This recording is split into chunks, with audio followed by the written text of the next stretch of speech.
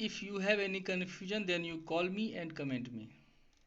आइए पढ़ते हैं डिस्ट्रीब्यूशन का क्वेश्चन नंबर 1। क्वेश्चन क्या कर रहा है एक बार हम पढ़ के सुनाते हैं। क्वेश्चन कर रहा है कि क्वेश्चन में आपको जर्नल तैयार करना है, वसूली खाता, पूंजी खाता और बैंक खाता, ठीक है ना।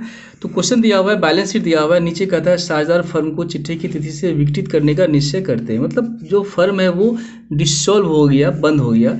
संपत्तियों से वसूली हुई ये सब एसेट्स का जो है रिवेल्यूशन अमाउंट दिया हुआ है, ये रियलाइज्ड अमाउंट दिया हुआ है। और नीचे कहता है विमल श्यामल इस अनुपात में लाभों का विभाजन करते हैं फर्म की पुस्तकों में। इसकी पुस्तकों को बंद करने के लिए जर्नल प्रविष्टियाँ कीजिए, वसूली खाता, बैंक खाता और पूंजी खाता। तो जर्नल जो है हम सबसे लास्ट में पढ़ेंगे, ठीक है ना। पहले हम पढ़ते हैं वसूली खाता, रियलाइजेशन अकाउंट।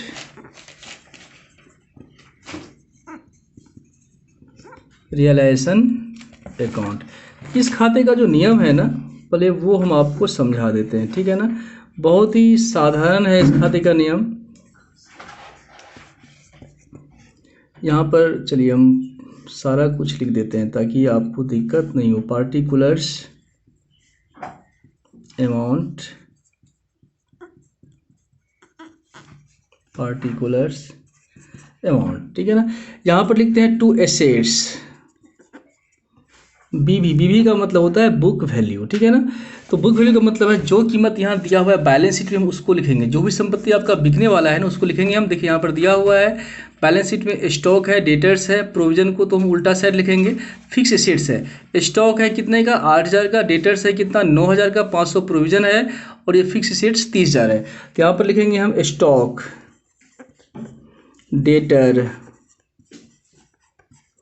फिक्स FA, ये है 8,000 और ये है 9,000 और ये है 30,000। तो कुल कितना हो गया 47,000 हो गया, ठीक है ना। और जो डेटर्स है 9,000, इसके अगेंस्ट से प्रोविजन है तो प्रोविजन यहाँ लिखते हैं बाय प्रोविजन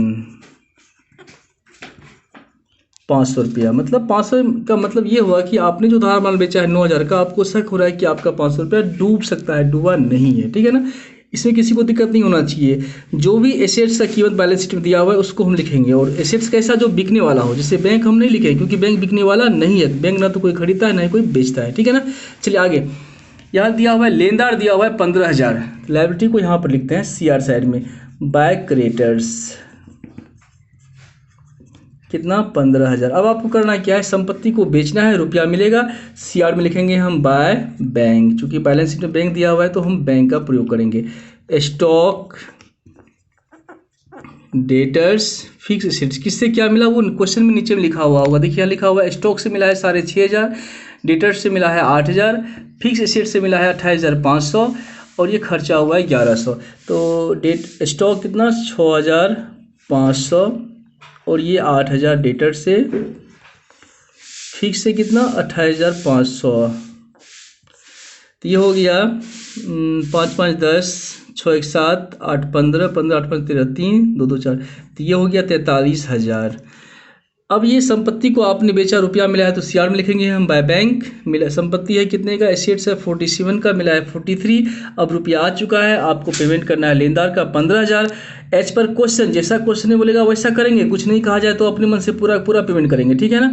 आइए देखते हैं क्या लिखा हुआ है। वसूली भी है 1,100, लेनदारों को पूर्ण भुगतान कर दिया गया। क्वेश्चन कह रहा है कि जो लेनदार है उसको पूरा पेमेंट कर दो। तो टू बैंक 15 का है, 15 पेमेंट कर दो।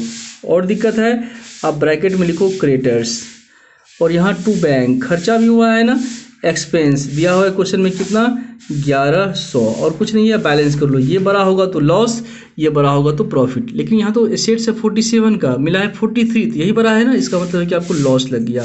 7 5 12 1 13 और ये 2 4 63,100, 63,100। इसको घटाएंगे, जो आएगा वो लॉस कहलाएगा, ठीक है ना। तो ये 5 6 11, इसके बाद 5 1 6 3 9 4 13 2 4 6, 4600 लॉस आ गया। नाम है विमल, नाम है श्यामल। अनुपात क्या दिया हुआ है, अनुपात है 2 3, 2/5, 3/5 गुना कर लो 4600, 4600, 5 9 45, 5 9 10, 920, 920 में कट गया। 9 दूना विमल का हो गया 1840, श्यामल का हो गया 9 तिया 2760। आगे क्वेश्चन में बोल रहा है पूंजी खाता बनाइए। क्या बनाइए, पूंजी खाता। तो बनाइए पार्टनर्स कैपिटल अकाउंट।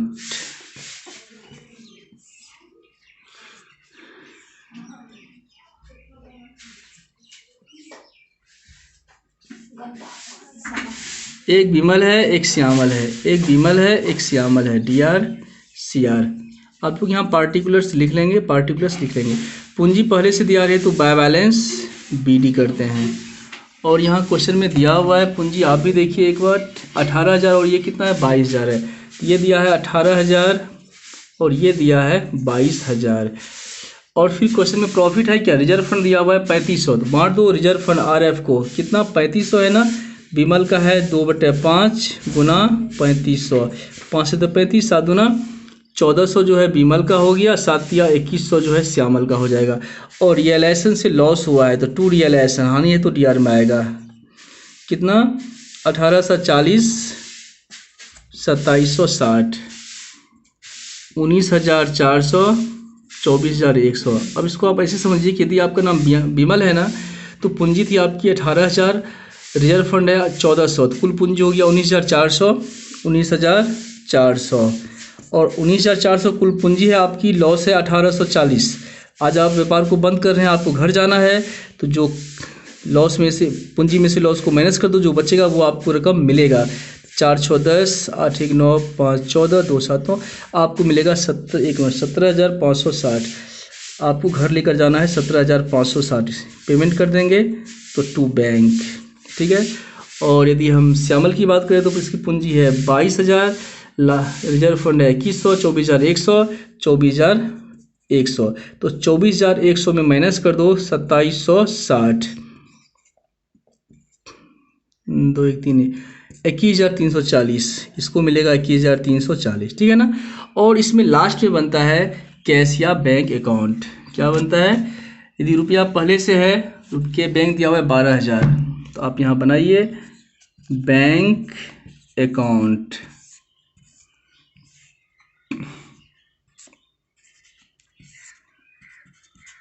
रुपया पहले से है तो टू बैलेंस BD करते हैं। क्यों करते हैं, क्योंकि सभी संपत्तियों के नाम से होते हैं और इसका एक ही नेम में रुपया आएगा तो DR, जाएगा तो CR। संपत्ति को बेचने से रुपया आएगा ना, कितना आया है तो 43,000। और यहाँ पेमेंट करेंगे तो रुपया जाएगा, लेनदार को पेमेंट किए हैं, खर्चा हुआ है तो रियलाइजेशन, लेनदार को 15,000, खर्चा कितना हुआ है 1,100 हुआ है। फिर विमल को पेमेंट किए हैं, विमल की B कैपिटल कर दो, श्यामल को किए हैं तो S कैपिटल कर दो। विमल को है 17,560, 21,340, 21,340, ठीक है ना।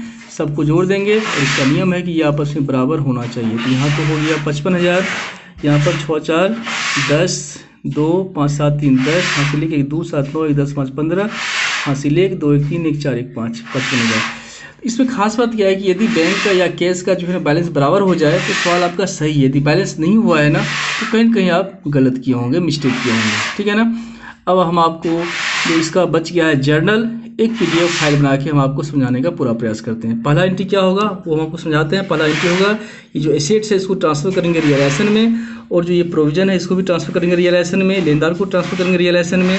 फिर जो है पेमेंट करेंगे तो इसका एंट्री होगा, फिर ये खर्चा का एंट्री होगा, फिर ये संपत्ति को आपने बेचा है 43,000, इसका एंट्री करेंगे हम, फिर ये हानि हुआ है इसको बांटने का एंट्री करेंगे, फिर ये लास्ट में जो आपने विमल को पेमेंट किया है 17,560, इसका एंट्री करेंगे, श्यामल को पेमेंट किया है इसका एंट्री करेंगे, ठीक है ना। और ज़्यादा कुछ एंट्री इसमें नहीं होगा। चलिए मिलते हैं जर्नल में।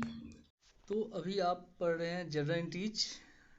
इसमें करना क्या सब है, जो भी आपके पास एसेट्स है उसको हम ट्रांसफर कर देंगे रियलाइजेशन अकाउंट में। पहला एंट्री आपने देखा यहाँ लिखा हुआ है realisation account debit to stock to debtors to fix assets, सब CR में है, जोड़ के DR में कर देंगे 47,000, ठीक है ना।